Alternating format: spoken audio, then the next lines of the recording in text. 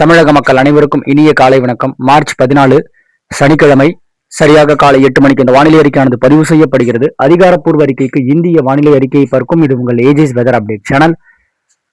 தமிழகம் மற்றும் புதுவையில் பெரும்பாலும் நேற்றைக்கு வறண்ட வானிலை நிலவக்கூடிய அமைப்பாக இருக்கக்கூடிய ஒரு சூழ்நிலை.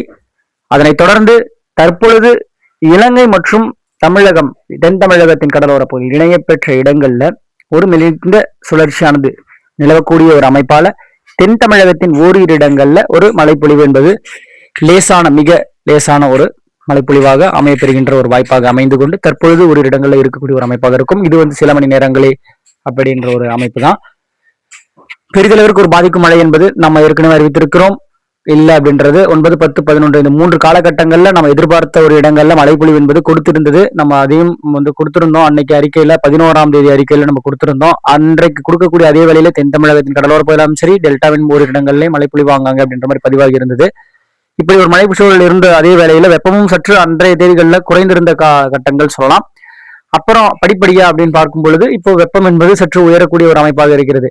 இப்போ உயர்ந்து வரக்கூடிய ஒரு அமைப்பு அப்படின்ற மாதிரி சொல்லியிருந்த அடிப்படை அதற்கு முந்தைய காலகட்ட அறிக்கைகள் நம்ம என்ன சொல்லியிருந்தோம், கிழக்கு காற்று அலைவுகள் என்பது தற்பொழுது தென் தமிழகத்தின் ஊடாக வரைக்குமே அது ஏற்றக்கூடிய ஒரு அமைப்பு இருக்கும் பொழுது தமிழகத்தின் அந்த காற்று வீழ்ச்சி எப்படி இருக்கோ அதன் பொறுத்து நமக்கு மழை பொழிவின் அளவு அவ்வப்பொழுது ஆங்காங்கே அப்படின்ற மாதிரி ஏற்படக்கூடிய ஒரு அமைப்பு இருக்கும்.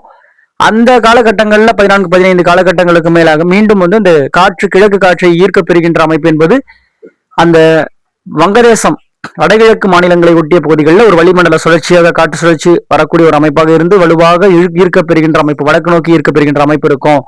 சொன்ன அடிப்படையில தற்பொழுதே வடகிழக்கு மாநிலங்கள்ல ஆங்காங்கே அப்படின்ற மாதிரி மழை பொழிவு என்பது கண்டிப்பாக கொடுக்கக்கூடிய ஒரு அமைப்பாக இருந்து வரக்கூடிய ஒரு நிலை. இப்போ அந்த கிழக்கு காற்று என்ன பண்ணுதுன்னா, கிழக்கிலிருந்து வரக்கூடிய காற்று அப்படியே வடக்கு நோக்கி வங்கக்கடல் வழியாக இறங்கி அப்படி பயணிக்கக்கூடிய ஒரு அமைப்பு இருக்கிறது. அதனைத் தொடர்ந்து வளிமண்டல சுழற்சியின் காரணமாக மெலிந்த சுழற்சியின் காரணமாக தென் தமிழகத்தின் ஒரு குழப்பமான ஒரு வானிலை ஓரிரு இடங்கள்ல அந்த கடலோர பகுதிகளை ஒட்டிய பகுதிகளிலும் சரி ஆங்காங்கே அப்படின்ற ஏற்படக்கூடிய ஒரு அமைப்பு இருக்கிறது. இன்றைக்கு கன்னியாகுமரி மாவட்டத்தின் சில பகுதிகளில், அதாவது கேரளக்கரையை ஒட்டிய பகுதிகள், கேரள மாநிலங்களை ஒட்டிய பகுதிகளில் ஒரு இடங்கள்ல மழைப்பொழிவு என்பது லேசானது முதல் மிதமான மழைப்பொழிவிற்கு வாய்ப்பாக அமைப்பெறுகின்ற ஒரு அமைப்பு இருக்கிறது. அதனைத் தொடர்ந்து 15, 16 காலகட்டங்கள், 14, 15 காலகட்டங்களுக்கு பிறகாக 16 இந்த தேதிகளில் தமிழகம் மற்றும் புதுவையில் மாலை இரவு இடிமழையாக தொடங்கக்கூடிய ஒரு அமைப்பு இருக்கக்கூடிய ஒரு நிலை என்பது தமிழகம் மற்றும் கேரள பகுதிகளை ஒட்டிய கர்நாடக இந்த இடையமிட பகுதிகளில் ஒரு வளிமண்டல சுழற்சியாக நிலவு பெறும் அமைப்பு தென்படக்கூடிய ஒன்றாக இருக்கிறது.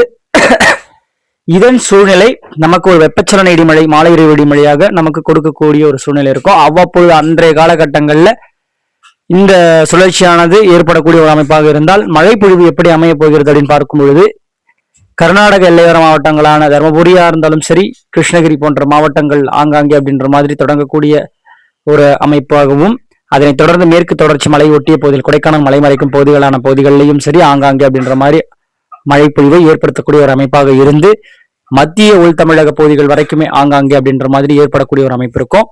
சேலம் இணைய பெறுகின்ற அமைப்பு, சேலம் ஈரோடு போன்ற அந்த இடைப்பட்ட ஆங்காங்கே அப்படின்ற மாதிரி அந்த ஒரு பகுதிகளிலையும், திருச்சி கரூர் இடைப்பட்ட பகுதிகள், மதுரை திருச்சி இடைப்பட்ட இந்த ஆங்காங்கே அப்படின்ற மாதிரி ஒதுக்கி இந்த மாலை இரவு இடிமழை என்பது ஒதுக்குதல் அதிகமாக இருக்கும். பெய்கின்ற இடங்கள்ல வலுத்து காற்றுடன் கூடிய மழை என்பது போன்ற ஒரு அமைப்பாகவும், அதாவது ரொம்ப நாள் கழிச்சு வரக்கூடிய இந்த மழை என்பது நமக்கு ஒரு காற்றுடன் கூடிய இடிமழையாக பொழியக்கூடிய ஒரு அமைப்பு இருக்கும். அதனைத் தொடர்ந்து அப்படியே அடுத்தடுத்த நாட்கள்ல மேற்கிலிருந்து கிழக்கு நோக்கி பரவலாக மழை பொழிவு என்பதின் தீவிரம் என்பது சற்று அதிகரித்து காணப்படுகின்ற ஒரு நிலையாக இருக்கக்கூடிய ஒரு அமைப்பு. பெரம்பலூர், அரியலூர் போன்ற உள்ளிட்ட உள் மாவட்டங்களிலும் ஆங்காங்கே அப்படின்ற மாதிரி எட்டி பிடித்து, கள்ளக்குறிச்சி போன்ற மாவட்டங்களிலும் சரி, திருவண்ணாமலை போன்ற மாவட்டங்களிலும் சரி ஆங்காங்கே அப்படின்ற மாதிரி கொடுக்கக்கூடிய ஒரு மழைப்பொழிவாகவும் அமைப்பு தெரிகிறது.